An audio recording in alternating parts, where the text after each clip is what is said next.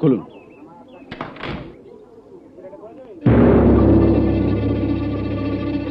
Sir, ইনি অতীন্দ্রমোহন ব্যানার্জি।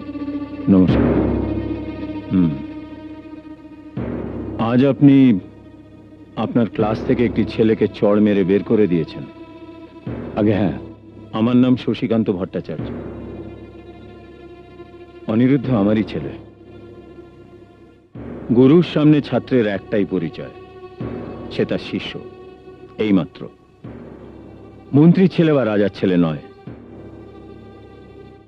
তাই এক ক্লাস ছেলের সামনে একটা থাপ্পড় ওর অপরাধের উপযুক্ত শাস্তি নয়। আপনি এখন ওকে এক স্কুল ছাত্রছাত্রীর সামনে আবার মারবেন, তাহলেই ওর অপরাধের উপযুক্ত শাস্তি হবে। আয়, মাস্টারমশাইয়ের পা ধরে ক্ষমা চা। বলার জীবনে মন্ত্রীর ছেলে বলে নিজের পরিচয় দিবি না, যা। জীবনে এমন অন্যায় আর কোনোদিন করবো না মাস্টারমশাই, আমাকে ক্ষমা করে দিন।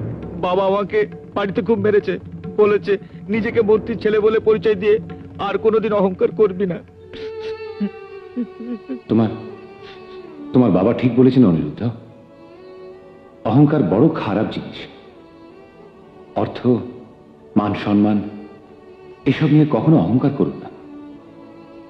মানুষের ছায়া যতদিন মানুষের পায়ের তলায় আছে, ততদিন জানবে সে ঠিকই আছে, জানবে সূর্য মধ্য গগনে আছে। কিন্তু মানুষের ছায়া যেদিন মানুষের চেয়ে লম্বা হয়ে যাবে, সেদিন জানবে সূর্য অস্ত যাচ্ছে।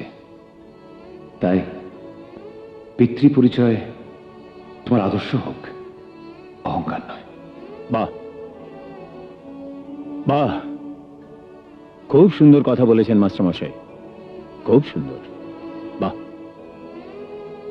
জানেন ও কতদিন কথাটা মনে রাখবে, কিন্তু আমি সারা জীবন মনে রাখবো। হ্যাঁ, হয়তো তাহলেই সত্যিকারের দেশের কাজ করতে পারবো। শশীকান্ত বাবু, আমি জানি আমাদের দেশে আজকে আপনার মতন মন্ত্রীর একান্ত প্রয়োজন, তবেই দেশটা বাঁচবে। কিন্তু তার সঙ্গে এটাও জানি যে আজকে আমাদের ঘরে ঘরে আপনার মতন বাবারও একান্ত প্রয়োজন। তবেই এদেশে আবার বঙ্কিমচন্দ্র, বিদ্যাসাগর, রবীন্দ্রনাথ আর নেতাজি সুভাষচন্দ্র বসুর মতন মহান পুরুষেরা বারবার জন্মাবেন। কিন্তু আপনার মতো সৎ নির্ভীক মাস্টারমশাইয়ের তো একান্ত প্রয়োজন অতীন্দ্রবাবু, নইলে এই ছেলেদের গড়বে কে?